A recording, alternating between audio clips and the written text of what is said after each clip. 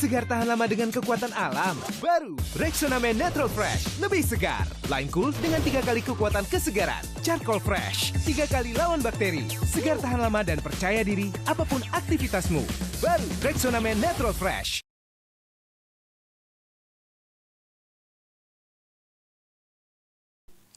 Lord Mudryk akhirnya cetak gol jatuh dari planet. Tapi tetap Chelsea nggak jadi menang. Peringkat berapa Chelsea sekarang? Kita bahas di The Derby.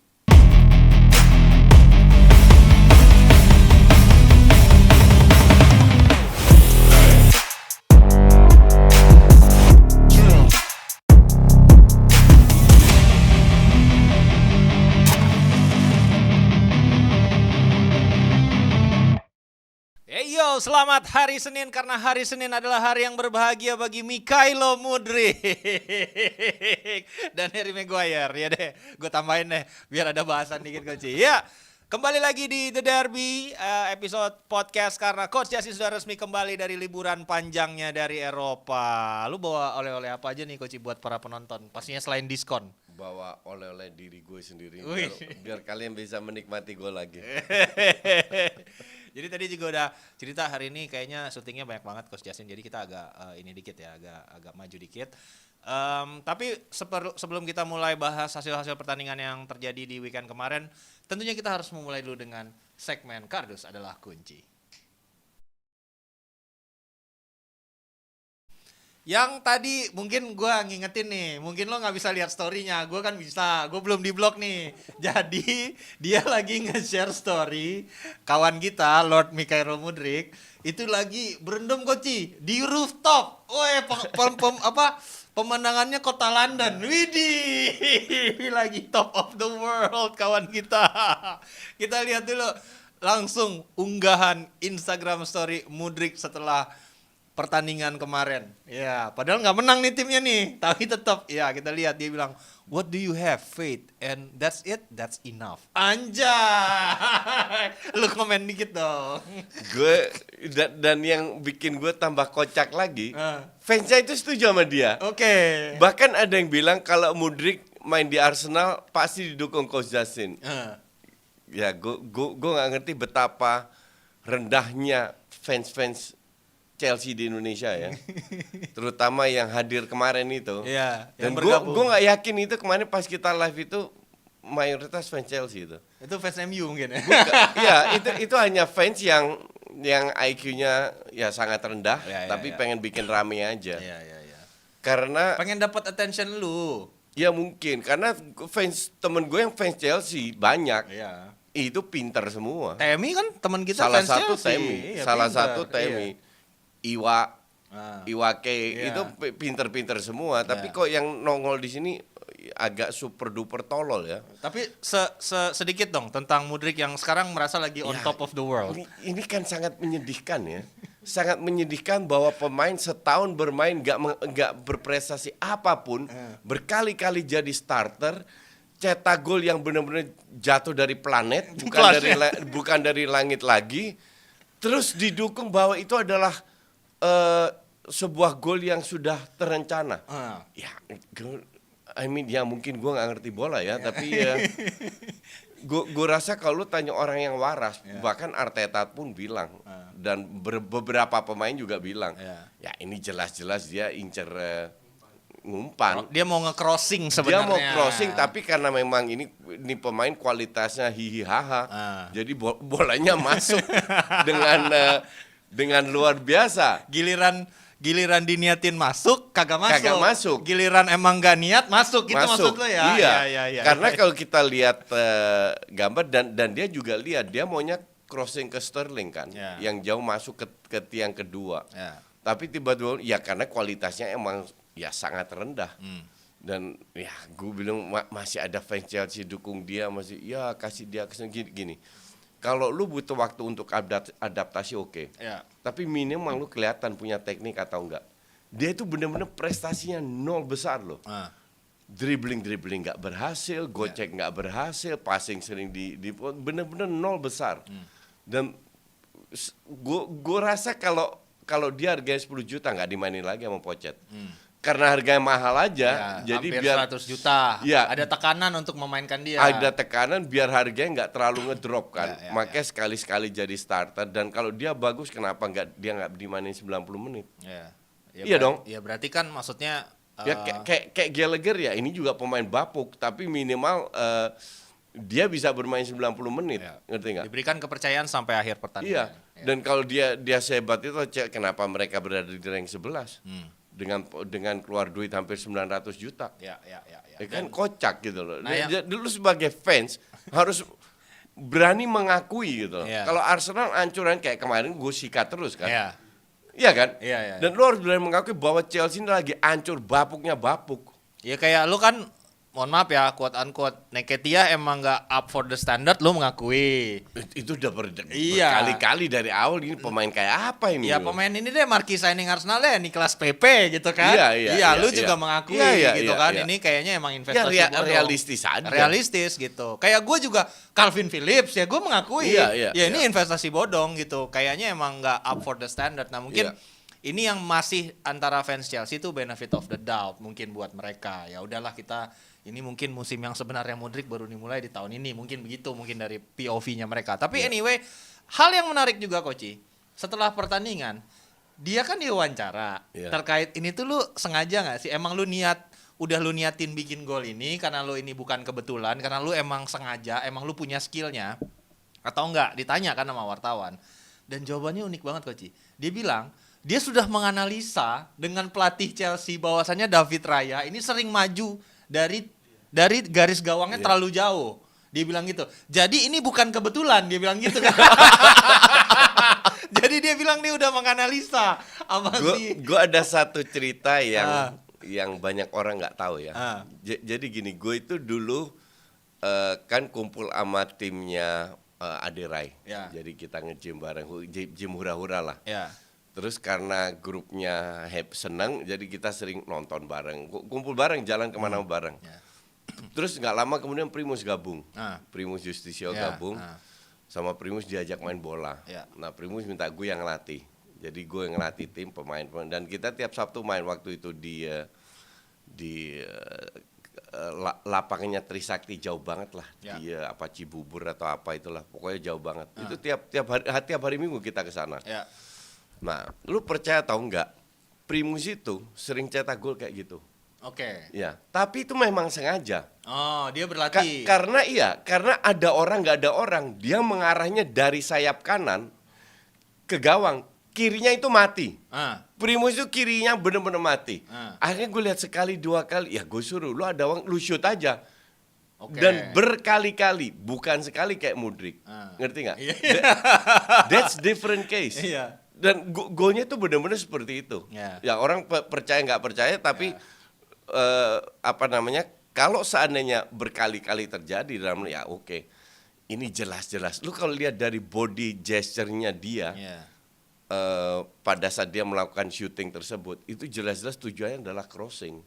Dan itu sepakat, kalau gue juga ngelihat itu sebagai sebuah crossing yang kebetulan masuk. Kita juga bahas di live reaction. Nah, terlepas dari jokes aside ya, makanya mungkin buat para Dodi, dombanya The Derby, mungkin bisa bergabung di kolom komentar. Menurut kalian golnya Mudryk itu kebetulan, nggak sengaja, atau sebenarnya udah diniatin? Nah beda sama pelatihnya yang ngebelain nih Koci. Mauricio Pochettino, kita lihat asetnya juga ini sekarang kita naikin grafisnya. Mauricio Pochettino yang menyampaikan pembelaan terkait golnya Mudryk. Dia bilang ya dia sebenarnya udah niatin itu, dia bilang sejujurnya gitu. Ini tidak berarti hanya dia yang harus mendapatkan kredit gitu, karena dia mengetahui posisi kiper gitu. Yang dijelasin tadi, dia udah ngulik sama pelatih Chelsea katanya. Gini, gitu. Dia di bawah Pochettino kan sudah berapa bulan bermain ya? Udah di bawah Pochettino udah 4 kan pembukaan bulan. Agustus, September, Oktober, udah 3 bulan. Udah 3 bulan ya. Kalau dia melakukan itu, artinya dia berusaha dengan kiper-kiper lain. Kita tahu bahwa banyak kiper itu sering keluar. Oke. Artinya dia berusaha. Pernah nggak dia berusaha? Nggak pernah. Ya jadi berarti ini manajer yang melindungi investasinya. Enggak, gini. Lu mau melindungin, tapi jangan lu membuat diri lu sendiri sebagai badut gitu loh. Dan ini dilakukan. Banyak cara untuk melindungi seorang pemain. Tapi be realistic. Yang nonton itu kan bukan fans Chelsea. Yang nonton interviewnya Pochettino itu kan seluruh dunia. Jauh lebih banyak daripada fans yang dukung Chelsea. Dan gue yakin sebagian besar dari fans Chelsea juga merasa ini gol kebetulan. Ngerti nggak? Fans Chelsea yang gue kenal ya, itu waras semua. Dan I mean kalau lu mau mendukung pemain lu dengan membenarkan sesuatu yang salah, ya lu kocak. Pochettino ini kocak. Dan kalau lu lihat gaya bermain Chelsea, berapa peluang besar didapatkan Chelsea sih? Ya, nggak banyak lah. Nyaris nggak ada. Ya, nggak banyak. Begitu pula Arsenal. Ya, jadi bukan gue mendukung Arsenal. Arsenal pun jelek mainnya. Jadi gue bilang, lu kalau di kandang main unggul 2-0, masih kebobolan 2 lawan tim yang lagi jelek. Memang Arsenal berada di rank 2, tapi kemarin lagi jelek mainnya. Beberapa pemain nggak kelihatan, Martinelli, Zinchenko, Odegaard, nggak ada playmakernya, nggak ada yang ngatur, ngerti nggak? Yang lagi bisa cetak 2 gol, seri lu nggak bisa meraih full point dalam sebuah derby. Ya kualitas lu ya memang lu layak berada di rank 10 atau 11, 12 ya segitulah. Oke, dan itu dia, kita tutup dulu chapter perdebatan tentang gol spektakulernya Mikhailo Mudryk. Dari Koci tetap bersikukuh bahwasan itu tidak sengaja atau kebetulan, tapi dari kubunya Mudryk dan Pochettino menganggap itu sudah direncanakan. Jadi sampaikan di kolom komentar pendapat kalian, dan kita akan bahas sekarang dari kubunya Arsenal yang seperti seolah-olah kehilangan 3 angka semalam, rasa-rasanya gitu ya.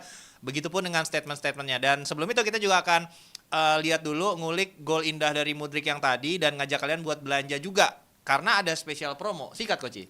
Ya, ada spesial diskon hingga 40% tanpa minimum pembelian untuk para domba.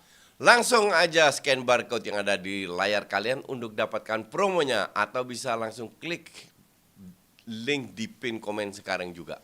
Ya, itu adalah kesempatan kalian, karena hanya sekarang saja ketika bersama Coach Yasin kalian mendapatkan diskon 40% yang tidak didapatkan dari kesempatan-kesempatan yang lain untuk mendapatkan kesegaran selama 72 jam tentunya dari Rexona Men Lime Cold. Sekarang kita akan bahas dulu dari sisi Arsenal. Gue yang menarik dulu nih sedikit nih. Setelah pertandingan Arsenal bilang, Arteta bilang gini, Coach, ada yang berbeda dari ruang ganti Arsenal. Tahun lalu kalau ditarik ketika mereka gagal mendapatkan poin penuh atas Chelsea, ruang gantinya tuh kayak normal, masih ada percakapan, masih apa-apa. Tapi tahun ini pertandingan semalam kan ada satu attitude yang menurut Arteta cukup bisa di-highlight. Setelah imbang, padahal comeback kan dari ketinggalan 2-0. Enggak kalah. Mereka dan padahal comeback dan belum pernah kalah sampai detik ini. Nah, padahal mereka comeback. Sebenarnya harusnya orang men-celebrate kan. Ini ruang ganti Arsenal sunyi. Sebegitu perubahan. Nah, kalau dulu mungkin Coach, kalau dulu merasa lu kalau ketemu tim lu nggak dapet 3 poin, ya jelas harus begitu. Oh, jadi menurut lu emang itu adalah standar yang seharusnya dimiliki. Iya dong. Mereka udah keluar ratusan juta loh. Iya. I mean, lu tahun lalu runner up, salah lu sendiri, salah pelatih, dan sekarang lu ketemu tim di tandang di kota yang sama, jadi nggak usah traveling jauh. Dari north ke west kalau nggak salah ya, bener nggak? I mean, ya lu nggak bisa raih 3 poin. Ya, gue bilang Arsenal hilang 2 poin. Dan dari sisi attitude, menurut lu itu adalah hal yang seharusnya memang dimiliki dari standarnya Arsenal ya? Iya, betul. Oke, dan kita ke Chelsea sedikit nih Coach, kan dari awal musim ada banyak sekali percobaan yang dilakukan oleh Pochettino dari sisi formasi, dari sisi taktik, memulai dengan 3 back, kemudian sekarang balik ke 4 back, 4-3-3 gitu kan. Satu hal yang pengen di-highlight adalah semalam gue ngelihat Cucurella ketika dimainkan sebagai back kiri, ini kan ngelawan salah satu back sayap kanan terhebat di Premier League nih. Saka ini kan salah satu one of the best right wingers di Premier League. Tapi dia berhasil mematikan Saka. Enggak, gue nggak setuju. Di babak pertama iya. Di babak pertama ya. Di babak kedua berapa kali Saka Cucurella diobok-obok loh. Lewat sayap kanan dan apa namanya? Gue selalu bilang the problem dengan Ben White adalah dia secara menyerang itu jelek banget. Maka dari itu Saka sering terisolasi. Tapi kayaknya dia terlalu bermain keluar sehingga he has to create space for himself. Karena kalau lu lihat kenapa Cucurella berhasil, itu di cover ketat. Dan main kasar juga sekali. Dan main kasar juga. Nah, kalau lu mempertahankan, lu tetap nempel di garis, lu nggak akan dapat bola. Artinya, lu harus masuk ke dalam dikit, lu harus turun dikit, lu harus lari, lu harus lebih mobile bergerak untuk mendapatkan. Dan di situ Cucurella beberapa kali diobok-obok, sampai dapat kuning juga kalau nggak salah. Iya, dapat kuning 1. Babak kedua. Ya, itu kalau di babak pertama betul. Nah, cuman kembali lagi. Dalam sepak bola itu kan satu lapangan diisi 11 pemain di mana lu harus menilai tiap posisi. Nah, posisi di kanan, kalau di kiri kan Zinchenko cenderung ke tengah sehingga Martinelli itu didukung oleh salah satu midfieldernya, entah itu Havertz, entah itu Odegaard, lebih ke Saka kan dukungnya. Dan kemarin si Rice atau Jody yang harusnya mendukung Martinelli, bukan Zinchenko, karena bukan overlapping. Jadi tiap posisi itu kan berbeda. Kemarin, dan bukan kemarin aja, seringkali Ben White ini nggak bisa mendukung sehingga menarik lawan, membuka ruang buat Saka. Nah, etos kerjanya masih kurang. Kalau itu Tomiyasu akan lebih bisa lebih berhasil. Ya, dan buktinya ketika Tomiyasu masuk kan berubah. Jauh lebih bagus mainnya. Jauh lebih balance. Walaupun di sayap kiri ya. Kemarin pemain yang cukup penting tapi failed itu untuk gue ya Martinelli, Odegaard sama Zinchenko. Martinelli nggak kelihatan lagi. Kita lihat dulu statement dari Pochettino terkait improvement permainan dari seorang Cucurella. Kemarin dia bilang dia berlatih dengan baik dan hari ini bermain sangat baik melawan pemain yang sangat bagus seperti Saka. Itu dia pantas mendapatkan pujian. Nah, ini balik lagi sebuah effort atau usaha dari Pochettino untuk bisa melindungi investmentnya ini. Cucurella dibeli dengan mahar 60 juta pound. Musim pertama langsung suwe karena begitu expose sisi defensifnya yang kurang nih Coach, sehingga seolah-olah ini seperti pembelian yang gagal gitu. Dan kemudian juga sempat dicoba di bek kanan kemarin, akhirnya bikin penalti, terus juga kembali ke bek kiri, main bagus sekali, kayaknya seolah-olah harus dipuji biar rasa percaya diri bisa naik gitu Coach. Ya benar apa yang lu katakan bahwa Pochet ini nggak punya pilihan lain karena untuk bisa memadukan sebuah sistem dia butuh waktu lama. Agar pemain paham. Sementara sebenarnya kualitas pemainnya kan biasa aja. Ini karena mereka overprice aja dibeli kan. Menjadi sorotan. Nah, nggak masalah juga kalau kualitas pemain lu mediocre, artinya lu butuh waktu lebih lama lah. Nah, menjelang ke sana mereka terseok-seok dulu kan. Ditambah banyak sekali yang cedera. Iya kan? Betul. Nah, Pochettino nggak punya pilihan lain selain memainkan dari sisi teknis udah jelas susah, butuh waktu, memainkan non teknis, yaitu memuji pemain-pemainnya sendiri. Dan gue nggak pernah lihat juga pelatih yang menjelek-jelekan pemain. Mungkin yang kalau itu pernah gue lihat itu Mourinho aja ke Luke Shaw, Arenya Mourinho aja, betul. Ke Davide Santon dulu. Yang lain gue nggak, bahkan seorang Van Gaal yang terkenal stay to the point pun nggak. Jadi seserius apa kita harus anggap statement dari Tapi lo masih ngelihat nih, Cucurella ini kan sebenarnya dulu adalah players of the year-nya Brighton ya. Di musim sebelum dia ditransfer ke Chelsea. Bahkan City juga sempat ngincer nih Coach. Dia sebagai back kiri. Gitu. Apalagi Pep kenal dia dari Barca dulu. Nah, lu merasa emang ini salah momentum pindah salah klub aja, sebenarnya dia beneath itu dia adalah pemain yang baik, atau emang sebenarnya dia memang memiliki sebuah flaw atau kekurangan dari dimensi permainannya yang memang harus diperbaiki untuk bisa excel di Premier League secara sustain? Gini, ini bukan pemain jelek. Tapi dia juga bukan pemain dengan multi talent. Dia sering flop kalau main dengan 3 back di area kiri. Serangannya lumayan bagus, tapi defense-nya, kenapa lu sebagai wingback itu bisa bermain bagus, menyerang dan bertahan kayak Luke Shaw di zaman topnya, kayak Van Bronckhorst di zaman topnya. Itu butuh timing. Mereka tahu kapan mereka harus masuk atau enggak. Dan timingnya Cucurella masih sering blur. Maka dari itu posisinya sering ke-expose lah ya.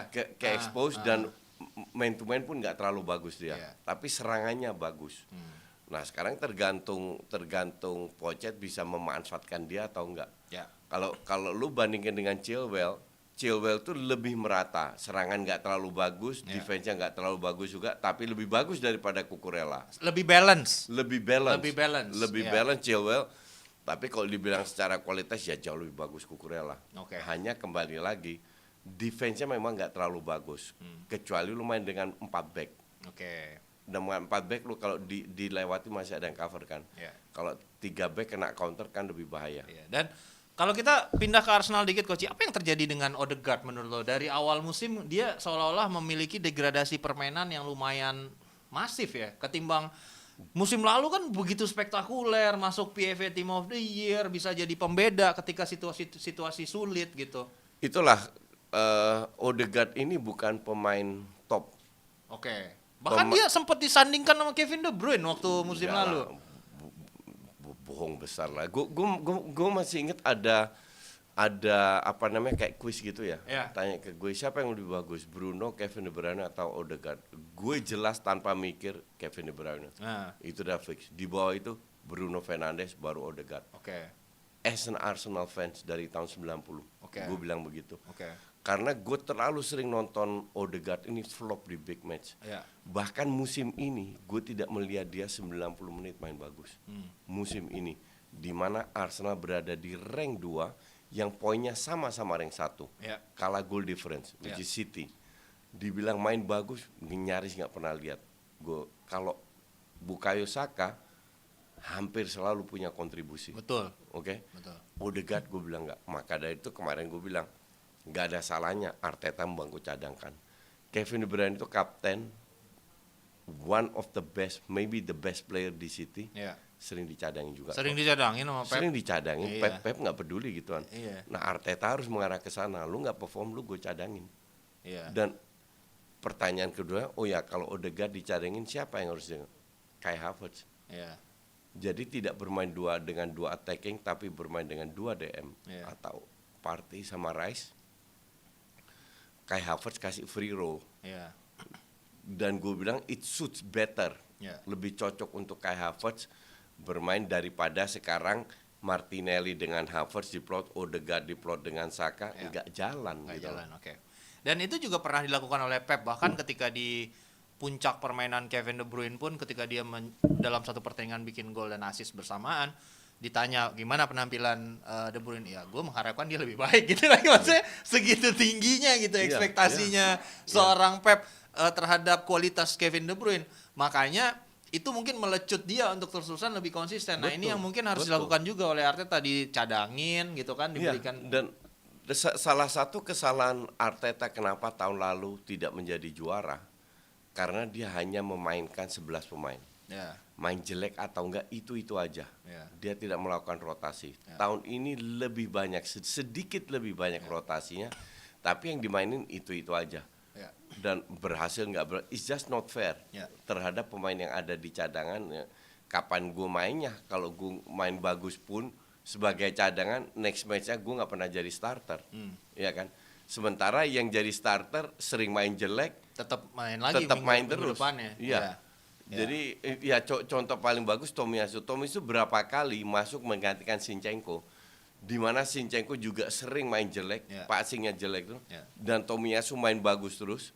Tapi dia tetap nggak jadi starter. Itulah bapuknya Arteta. Maka dari itu gue nggak pernah bilang Artetain. Ada alasannya kenapa City berani ngelepas Zinchenko, berani ngelepas Gabriel Jesus, karena memang belum cukup belum mencapai levelnya City untuk bisa menjadi starting 11 week in week out gitu. Itu mungkin kalau jadi squad player mungkin bisa. Nah, itu alasannya, dan dibeli pun dengan mahar yang cukup pantas gitu untuk dikeluarkan. Nah, kita balik lagi, Arteta kehilangan kata-kata untuk mencari hal positif dari pertandingan kontra Chelsea. Sehingga dia bilang satu-satunya, kita lihatin dulu kutipannya, satu-satunya hal yang menurut dia positif adalah ketika dia suasana imbang setelah bangkit comeback dari ketinggalan 2-0, mereka dari silence, ada keheningan di dalam ruang ganti, yang rasa kekecewaan itu berarti mereka menginginkan hal yang lebih, itu mereka lapar dan ingin menjadi juara. Nah, Ini satu-satunya hal positif yang bisa. Kan menyedihkan, kan sangat menyedihkan kalau diminta melakukan hal yang positif dan dia nggak tahu. Karena memang dari sisi permainan bapuk banget. Iya, tadi malam. Yang agak mending Bukayo Saka babak kedua, Rice bagus. Trossard, Tomiyasu bagus sebagai super sub. Ya. Cuman itu kan mereka sub semua yang main bagus. Kecuali Rice sama Saka. Apa namanya? Ya, I mean gue nggak ngelihat, dan ini udah puluhan kali gue bilang. Gue tidak melihat Arteta bawa Arsenal kemana-mana meraih trofi dan ini. Ya kecuali ntar kan lo bilang semalam, kecuali ada Vlahovic yang masuk di Januari. Ya, kecuali gitu. ada Vlahovic. Barangkali itu bisa menjadi added value untuk. Ya, baru peluang untuk juara UCL, juara IPL itu lebih besar. Ya berarti kita nggak usah bahas Nketiah lah ya di sini. Oke, nggak penting kata Koci. Kita bahas. I mean, apa yang mau dibahas dari pemain yang memang jadi anak emasnya berkali-kali diberi kesempatan dan nggak pernah perform. Iya kan kepanggil timnas Inggris. Iya. Gue jawab sendiri deh, Darius Vassell aja masuk timnas Inggris kok. Darren Bent ya waktu itu ya, gue ada tuh striker Darren Ward Bent. Prowse masuk, siapa namanya? Ya banyak lah yang masuk. Yang nggak penting. Yang nggak penting. Tapi satu menurut gue yang memercik perdebatan setelah pertandingan ini dari jurnalis Inggris itu adalah udahlah. Ini eksperimen David Raya dihentikan sampai sini aja, katanya gitu. Karena ternyata nggak fruitful juga. Karena mungkin nih kerasa kayak, oh ternyata nih orang overrated juga ya. Setelah diberikan kesempatan berkali-kali atas Ramsdale, ternyata dia juga tampil tidak meyakinkan, Koci. 3 match dia tampil terlalu tegang. Lawan Lens dia tampil jelek, first half lawan City. Ya. Dan kemarin. Tapi golnya Mudryk itu gue bilang bukan salah dia. Nah, maksudnya mungkin kejadian ketika yang dia salah passing, terus justru siapa yang nggak ngegolin tuh? Nicholas Jackson itu satu. Terus yang bukan yang dia salah itu salah passing. Iya, salah passing. Dia salah passing, terus siapa yang nyuting ya? Tapi dia masih bisa nyelamatin. Nah, asumsi itu dia nggak bisa nyelamatin, itu kan ke-expose banget blundernya. Nah, lu sendiri nih ngelihat kan kita ngebahas nih kemarin, Aaron Ramsdale punya sisi aerial yang atau handling yang lebih baik. Sementara David Raya punya kualitas build up yang lebih baik ketimbang Ramsdale. Kan idealnya dua-duanya dipaduin, tapi ini enggak gitu. Sekarang seolah-olah Arteta lebih membutuhkan kiper yang bisa build up untuk kebutuhan tim. Nah, lu sepakat nggak untuk David Raya? Gue bandingin dengan Chelsea pada saat Kepa sama Mendy mainnya. Oke. Itu Kepa dulu main, Kepa jelek ganti Mendy bagus jelek diganti Kepa. Harusnya seperti itu. Jadi pada saat lu nggak perform, lu diganti. Ngerti nggak? Dan jelas-jelas Ramsdale sudah diganti, Rice sudah dapat kesempatan, dan ya gue rasa ini bukan masalah, ini masalah psikologis ya. Raya itu kelihatan itu pada saat masuk lapangan badannya terisi dengan strom 2000 watt. Tegangnya minta Tegang ampun. banget ya. Tegangnya minta ampun, men. Ya kan, dan kelihatan banget gitu. Mukanya pucet, matanya besar gitu. Lu harus lebih calm down gitu. Kalau soal itu Ramsdale lebih kalem. Karena dia udah main di Arsenal beberapa tahun. Dan gue sih nggak itu juga. I mean, lu sekarang bisa, kalau lu 3 match beruntun bikin blunder yang sama, ya gue rasa lu layak di cooling down kan dulu lah, ngerti nggak? Sama kayak Onana statusnya mungkin ya kemarin yang sempat lagi panas-panas banget bikin banyak blunder, jadi bench dulu harusnya. Harusnya di bench dulu, dan gue harap Ramsdale diberi kesempatan. Mungkin juga 2-3 pertandingan coba lagi, ngerti nggak? Jadi nggak harus selalu fix main sebagai starter, enggak. Tidak ada satu pemain yang merasakan dirinya pasti jadi starter. That's not good for a team. Untuk level of competitiveness. Competitiveness di top klub ya. Klub kayak Madrid, Barca, Bayern Munchen, PSG, Liverpool, MU, nggak boleh ada satu pemain pun yang merasakan itu, karena mereka nggak merasa terdorong pada saat mereka main jelek. Oh, gue kapten kok, gue pasti main itu nggak boleh. Dan ini terjadi dengan Odegaard. Tapi seenggaknya hasil comeback-nya tadi ya, Arsenal atas Chelsea. You lose 2 point, comeback kapan? Iya kan, dari ketimbang kalah Koci. Dua Enggak. kan ketinggalan 2-0. Ini juga kalah, cuman lu nggak kalah 3 poin, lu kalah 2 poin. Lu kehilangan 2 poin. Kehilangan bukan 3 poin, Iya. tapi kehilangan juga kan. Kehilangan juga gitu. Jadi nggak ada yang dibanggain. Iya, jadi seenggaknya mereka masih memperpanjang rekor undefeated. Wih, iya dong, bikin agak Iya. pede lah seenggaknya. Oh belum kalah nih gitu. Ya bener banget, karena kayak PD-nya Arsenal bakal tahan lama. Sama kayak Rexona main Lime Cool yang bikin kepercayaan diri kita tahan lama karena penuh kesegaran selama 70 ada jam. Dan pastinya segar tanpa iritasi. Nah kalian langsung aja klik link yang ada di pin komen. Check out sekarang buat dapetin kesegaran 72 jam dari Rexona main Lime Cool. Dan tentunya ada diskon-diskon yang hanya ada di sesinya Coach Justin gitu. Diskon 40% tanpa Betul sekali. pembelanjaan minimal. Nggak ada minimum spend. Lu langsung dapat diskon 40%. Luar biasa. Itulah berkat yang dibagi-bagikan oleh Coach Justin kepada para Dodi Domba The Derby. Sekarang kita bahas tim sejuta umat Manchester United yang mampu melewati Sheffield gitu. Tapi di hero-nya adalah Bukan, I mean bahwa fans MU seneng dapat 3 poin, gue paham. Ya. Karena tim ini lagi terseok-seok, Ya. 11-12 sama Chelsea lah. ya. Tapi kan lawan lu itu rank 20 loh. Ngerti nggak? Menangnya juga tipis. Rank tapi lu ya. rank 20, menangnya tipis. Iya. Lu harus bekerja keras. Iya. Jadi gue bilang sebelum ini match, Ya. MU itu harus menang. Ya. Kenapa? MU butuh 5, 6, 7 kemenangan beruntun, ugly win semua oke, Ya. untuk mengangkat percaya diri. Betul. Dan ini kalau usah ugly win kedua setelah Brentford mereka Betul. comeback gol 2 McTominay, Ya. ugly win kedua. Ya. Tapi kalau dibilang harus puas enggak. Cuman tiap tim ini kan beda sih kok. Nah, sama kayak Chelsea, MU mengalami banyak pemain inti cedera, Ya. ya kan? Jadi gue sih lebih yakin dengan MU daripada Chelsea, dalam arti karena gue lebih yakin dengan Ten Hag daripada Pocket. Ya. Oke, dalam arti MU akan kembali meroket lagi Ya. kalau pemain intinya perlahan kembali. Sementara Chelsea pemain yang cedera itu selevel semua. Ya. Jadi nggak ada yang benar-benar punya yang harus bermain. Nah, Ya. tapi kemarin itu kebetulan Maguire jadi Bintang. bintang. Ya, man of the match gitu. Tapi sebelum kita ke Maguire, Coach, gue pengen nge-highlight sedikit McTominay yang kembali menjadi pahlawan bagi tim. Setelah sebelumnya juga Ya, sempat tapi dia juga step hands. up. Iya, kena penalti, iya. Tapi maksudnya seenggaknya dia memberikan kontribusi yang real lah Ya, gitu kan. ya.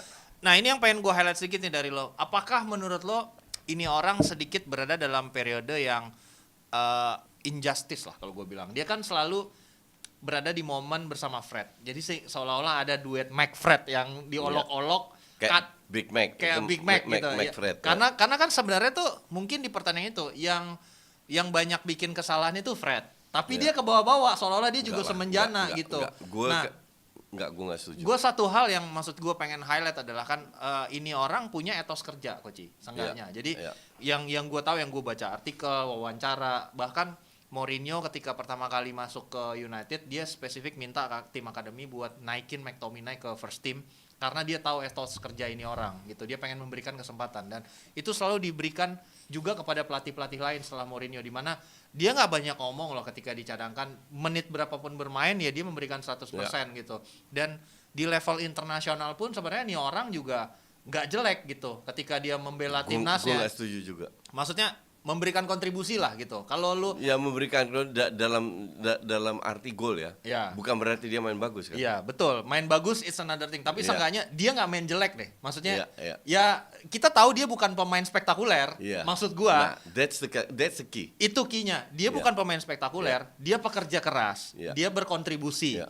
Tapi kadang karena ada pemain lain yang jelek, pas Iya. lagi sama dia ikut-ikutan jelek, dia Iya. seolah-olah Iya. dicap, Iya. wah Iya. ini pemain nggak Iya. guna nih. Iya. Nah ini mungkin gimana lo ngelihat seorang McTominay? Apakah dia ada sosok ada sedikit injustice yang tertanamkan dalam image-nya dia?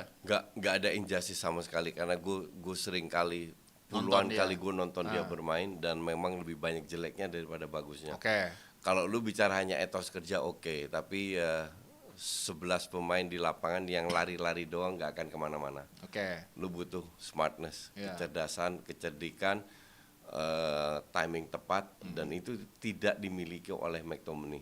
Okay. Karena dia mainnya ya gerasa gerusuk sehingga dia sekali-sekali cetak gol. Seperti timnas Scotland itu juga timnas gerasa gerusuk. Yeah. Jadi cetak golnya juga gol gerasa gerusuk. But that's okay karena yang dibutuhkan MU sekarang mau main apapun yang penting menang dulu. Nah itu maksud gua. Yang penting menang dulu.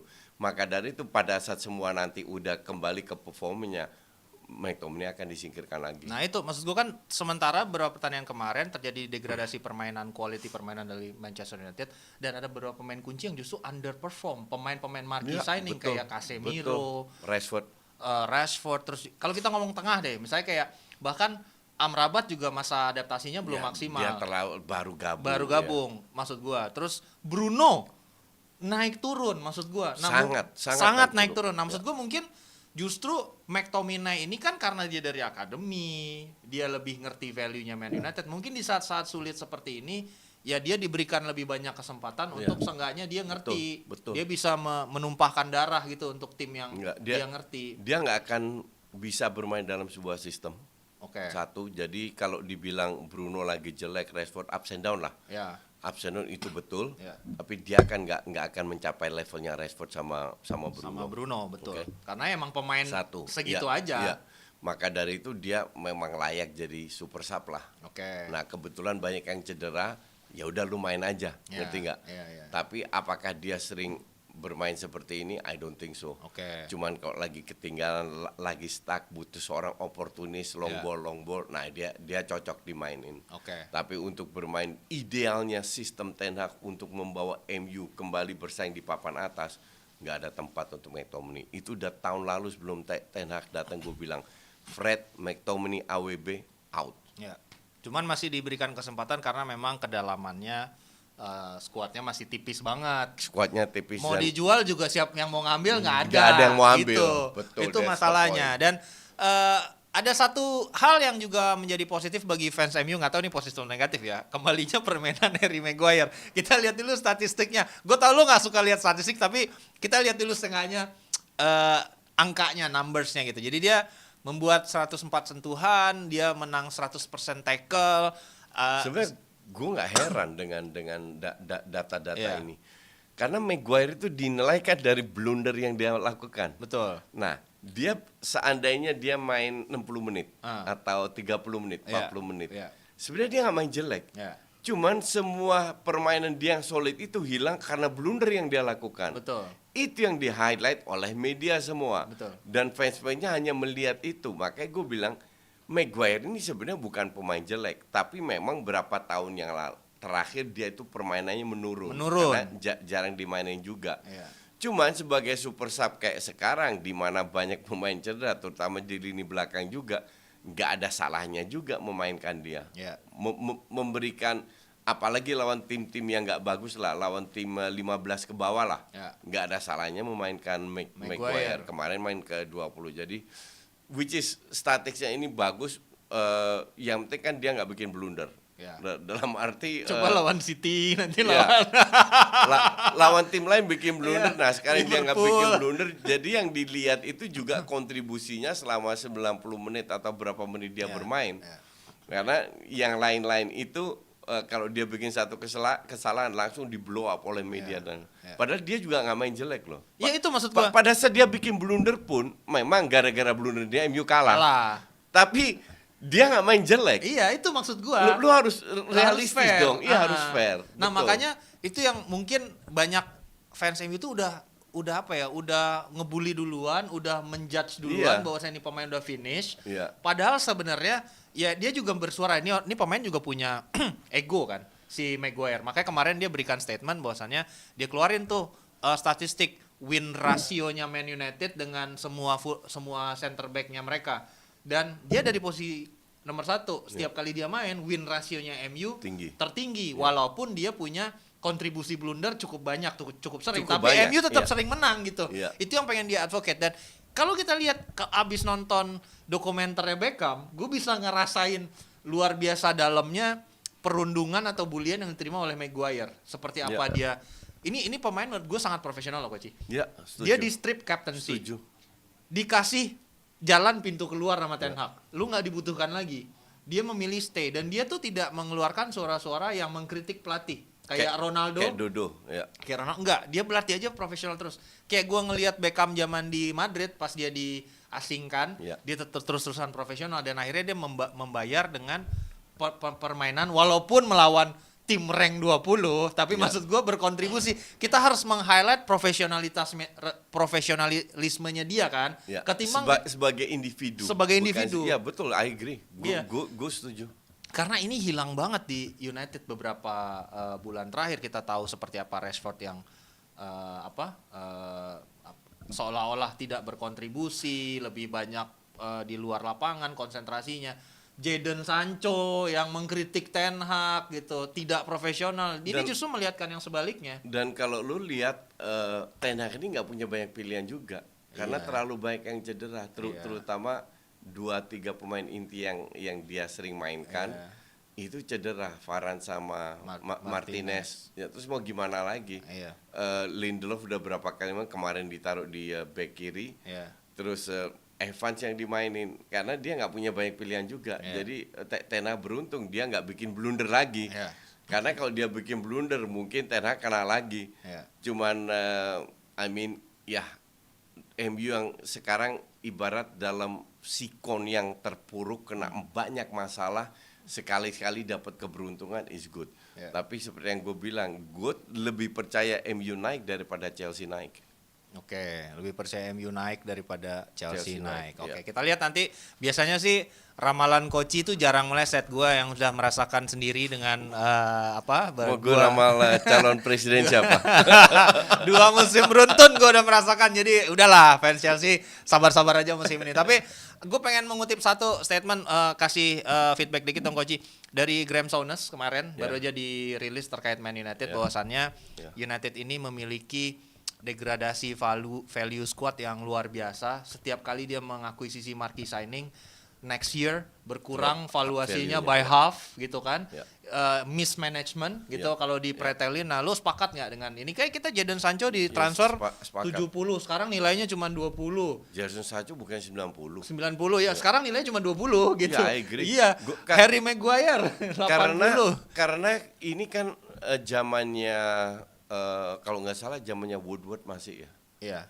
Jadi Woodward itu benar-benar merusak pasaran dengan terlalu banyak membeli pemain yang overprice. Dan perannya Woodward diambil alih sama Todd Boehly. Iya. Nah, sekarang Todd Boehly kan yang beli pemain overprice. Betul. Dan itu kan juga kalau lu tanya value-nya Mudryk sekarang berapa? Kan nggak sama seperti yang 20 dibilang. Mungkin kalau kita dibeli sekarang. Iya, mungkin di bawah 20 lah. Iya, 15 gitu ya. 10 plus paket Big Mac. Ya betul, gue setuju sama Souness. By the way, kalau gue inget Souness, inget gue masih kecil ya. Kaptennya Liverpool. Di belakang sangar. Gue bukan fans Liverpool, tapi gue sangat tahu sosok Graham Souness seperti apa. Tapi kembali lagi apa yang dibilang Souness, Graham Souness itu bener banget. Iya, karena ada 1-2 pemain yang didatangkan juga di era Ten Hag nggak berhasil. Contohnya kayak Anthony yang dibelikan 100 juta. Kalau sekarang dia harus dirilis itu value-nya cuma 35 juta Coach. Ya, percaya. Itu drop banget gitu kan. Berarti ya you get some, you lose some, tapi banyak lose-nya gitu dari pembelian-pembelian yang marquee signing kita bisa bilang ya karena dia nilai transfernya sangat fantastis gitu. Dan kalau kita lihat overall sekarang valuasi squad United itu sekitar 700 juta pound. Kalau dulu ketika dia membeli, ini nama-nama yang sama starting 11, itu 900. Jadi ada degradasi 200 juta yang hilang dari valuasi overall squadnya Manchester United tapi lu jangan terlalu anggap valuasi ini terlalu serius ya. Ini benar-benar berdasarkan data. Berdasarkan data aja. Benar-benar berdasarkan dan seringkali tidak sesuai dengan tapi kalau kita lihat secara overall, gue nggak mau menilai dalam sebuah angka. Tapi kalau ada degradasi itu jelas. Itu sangat jelas. Chelsea pun demikian. Yang naik tuh Arsenal, betul. Yang naik Arsenal. Betul. Jadi Saka nilainya fantastis sekarang, Martinelli nilainya fantastis, Declan Rice obviously kan baru dibeli juga dan berhasil gitu kan. Si Timber gitu. Terus Saliba, betul. Gabriel itu tinggi-tinggi semua dari sisi valuasi. Jadi sehingga kalau lu jual sekarang, wah itu Arsenal 1M lebih. Iya kaya banget Arsenal. Kalau Arsenal dijual 1M, kalau Chelsea belinya 1M. MU juga udah ngelewatin marka 1M loh BTW dari sejak ini beli-beli. Tapi di rank 11. Tapi ya, but anyway. Ya, segitu dulu episode kali ini buat kalian yang sepakat tentang pendapat Sunes tadi langsung bergabung di kolom komentar. Dan jangan lupa buat weekend nanti kita ada live reaction Derby Manchester. Wah, ini yang ditunggu-tunggu nih. Siapa? Champions League ada ya? Champions League ada nggak sih Champions League minggu ini? Ada. Oh ya udah kita Liga Champion ya. Kalau nggak ada gue buat member gue. Oh ya nggak apa-apa lu buat member. Tapi kita nanti update terus di sosial medianya Coach Jasin. Thank you buat kalian yang udah nonton. Hanif Tamrin pamit. Bye. Segar tahan lama dengan kekuatan alam. Baru Rexona Men Natural Fresh. Lebih segar. Lime Cool dengan 3 kali kekuatan kesegaran. Charcoal Fresh. 3 kali lawan bakteri. Segar tahan lama dan percaya diri apapun aktivitasmu. Baru Rexona Men Natural Fresh.